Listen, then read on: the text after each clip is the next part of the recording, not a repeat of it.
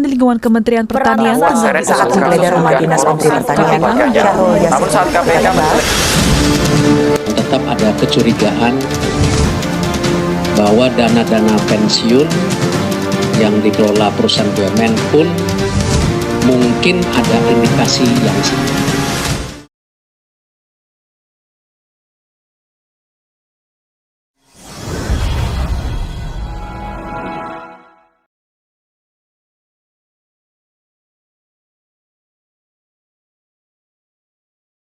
Assalamualaikum warahmatullahi wabarakatuh. Halo semuanya, perkenalkan nama saya Amanda Fidelia dari absen 3. Dan partner saya Nabil Fatahillah dari absen 28. Oke, di sini kami berdua akan mempresentasikan kepada kalian semua dalam bentuk video mengenai perilaku koruptif. Untuk mengetahui perilaku koruptif itu apa, dampaknya apa, penyebabnya apa, contoh perilaku koruptif itu apa, yuk simak video kita. Di sini saya akan menjelaskan tentang konsep perilaku koruptif. Korupsi merupakan konsep yang dimaksudkan untuk menunjuk pada satu atau beberapa macam perilaku yang dinilai menyimpang atau menyalahi nilai-nilai atau norma-norma sosial yang diakui dan ditaati oleh masyarakat di mana perilaku tersebut berlangsung. Bahkan, korupsi sendiri merupakan satu tindakan pidana yang dapat merusak tatanan hidup bermasyarakat, berbangsa, dan juga bernegara. Yang selanjutnya saya akan menjelaskan tentang pengertian korupsi. Jadi pengertian korupsi itu sendiri yaitu korupsi berasal dari bahasa Latin yakni corrupti cartumpere yang artinya busuk, rusak, menggoyahkan, memutarbalikkan, dan menyogok. Jadi, korupsi dapat dinyatakan sebagai suatu perbuatan tidak jujur atau penyelewengan yang dilakukan karena adanya suatu pemberian. Nah, dari korupsi itu sendiri, dari segi hukum itu memiliki beberapa arti. Yang pertama, melawan hukum. Yang kedua, menyalahgunakan kekuasaan. Yang ketiga, memperkaya diri. Yang keempat, merugikan keuangan negara. Pengertian korupsi dari beberapa sumber. Menurut Undang-Undang Nomor 31 Tahun 1999 tentang Pemberantasan Tindak Pidana Korupsi. Korupsi adalah setiap orang yang dikategorikan melawan hukum, melakukan perbuatan memperkaya diri sendiri, menguntungkan diri sendiri atau orang lain, atau suatu korporasi, menyalahgunakan kewenangan maupun kesempatan atau sarana yang ada padanya karena jabatan atau kedudukan yang dapat merugikan keuangan negara atau perekonomian negara. Yang kedua, menurut Kamus Lengkap Oxford, korupsi didefinisikan sebagai penyimpangan atau perusakan integritas dalam pelaksanaan tugas-tugas publik dengan penyuapan atau balas jasa. Yang ketiga, menurut ASEAN Development Bank, korupsi melibatkan perilaku oleh sebagian pegawai sektor publik dan swasta, di mana mereka tidak pantas dan melawan hukum memperkaya diri mereka sendiri dan atau orang-orang yang dekat dengan mereka, atau membujuk orang lain untuk melakukan hal-hal tersebut dengan menyalahgunakan jabatan di mana mereka ditempatkan. Yang keempat, menurut ringkasan yang dipergunakan World Bank, korupsi adalah penyalahgunaan jabatan publik untuk keuntungan pribadi atau the abuse of public office for private gain. Bentuk-bentuk korupsi. Penyuapan mencakup tindakan memberi dan menerima suap baik berupa uang maupun barang. Embezzlement merupakan tindakan penipuan dan pencurian sumber daya yang dilakukan oleh pihak-pihak tertentu yang mengolah sumber daya tersebut. Fraud merupakan suatu tindakan kejahatan ekonomi yang melibatkan penipuan, termasuk di dalamnya itu proses manipulasi informasi dan fakta dengan tujuan mengambil keuntungan-keuntungan tertentu. Extortion, yaitu tindakan meminta uang atau sumber daya lainnya dengan cara paksa atau disertai dengan intimidasi tertentu oleh pihak yang memiliki kekuasaan.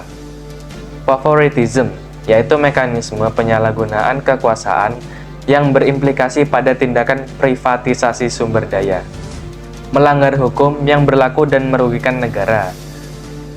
serba kerahasiaan meskipun dilakukan secara kolektif atau berjamaah. Selanjutnya, saya akan menjelaskan tentang penyebab terjadinya korupsi itu sendiri. Nah, di sini saya akan menjelaskan menurut 3 sumber. Yang pertama itu menurut Sarlito W. Sarwono, yang kedua itu menurut Andi Hamzah, yang ketiga menurut BPKP atau Badan Keuangan dan Pembangunan. Nah, pertama itu menurut Sarlito W. Sarwono. Dalam Muhammad Junaidi mengatakan bahwa ada 2 hal yang menyebabkan terjadinya tindak korupsi itu sendiri. Yang pertama, dorongan dari dalam diri kita sendiri. Jadi kayak semisal keinginan kita sendiri, hasrat, kayak nafsu gitu, kehendak dan sebagainya. Nah, yang kedua itu rangsangan dari luar. Nah, itu seperti kayak dorongan dari teman-teman, saudara atau sebagainya. Terus adanya kesempatan dan kurang kontrol diri kita sendiri yang menyebabkan rangsangan atau pengaruh dari luar tuh gampang masuk ke kita gitu, dan lain sebagainya. Yang selanjutnya yaitu yang kedua itu menurut Andi Hamzah. Nah, kalau katanya Andi Hamzah itu penyebab terjadinya korupsi itu yang pertama kurangnya gaji pegawai negeri dibandingkan dengan kebutuhan yang makin meningkat. Karena jelas ya kebutuhan sekarang makin tahun-menahun itu makin mahal, jadi kayak kebutuhannya nggak balance antara gaji dengan kebutuhan yang ia butuhkan dalam kehidupan sehari-hari gitu. Yang kedua itu latar belakang kebudayaan atau kultur Indonesia yang merupakan sumber atau sebab meluasnya korupsi gitu. Jadi kultur Indonesia atau budaya Indonesia kan banyak gitu, itu yang menyebabkan terjadinya korupsi gitu loh. Nah, ya tapi bukan karena budaya itu banyak, tapi karena banyak jadinya banyak beda orang-orang gitu. Jadi penyakit itu beda gitu. Nah, yang ketiga itu manajemen yang kurang baik dan kontrol yang kurang efektif dan efisien. Yang keempat, modernisasi pengembangbiakan korupsi. Nah, yang ketiga yaitu menurut Badan Pengawasan Keuangan dan Pembangunan atau BPPKP. Nah, itu dijelaskan tuh ada 3 aspek. Nah, aspek pertama itu aspek individu pelaku, yang kedua aspek organisasi, yang ketiga aspek tempat individu dan organisasi berbeda. Nah, yang pertama, aspek individu pelaku. Maksudnya itu dari individu pelakunya gitu. Nah, yang pertama karena penghasilan yang kurang mencukupi. Kedua, sifat tamak manusia. Yang ketiga, moral yang kurang kuat. Yang keempat, gaya hidup yang konsumtif. Yang kelima, kebutuhan hidup yang mendesak. Jadi memang yang saya sebutkan tadi itu memang kenapa kok bisa terjadi korupsi, karena kayak tadi penghasilannya nggak balance, terus sifat dari manusia itu sendiri tamak, moralnya kurang kuat, kayak sifat menjaga moralnya, menjaga imannya itu kurang kuat, gaya hidup yang terlalu foya-foya, terlalu kayak melebih-lebihkan, jadi nggak sesuai kebutuhan, benar-benar pas gitu. Dan mungkin ada kebutuhan yang mendesak yang akhirnya kayak ya udah korupsi gitu, tapi itu nggak baik. Nah, yang kedua yaitu aspek organisasi. Itu yang pertama, kelemahan sistem pengendalian manajemen. Yang kedua, sistem akuntabilitas yang benar di instansi pemerintahan yang kurang memadai. Yang ketiga, manajemen cenderung menutupi korupsi di dalam organisasi. Nah, kalau aspek organisasi ini dari organisasi itu sendiri. Jadi, yang sudah saya jelaskan tadi, yang mungkin dari organisasi itu kurang kebijakannya kurang bagus gitu. Terus bahkan ada yang menutupi korupsi itu sendiri gitu. Jadi kayak kurang terbuka, kurang transparan. Nah, yang ketiga yaitu aspek tempat individu dan organisasi berbeda. Yang pertama, masyarakat kurang menyadari bahwa ia menjadi korban utama korupsi. Yang kedua, nilai-nilai di masyarakat kondusif untuk terjadinya korupsi. Yang ketiga, masyarakat yang kurang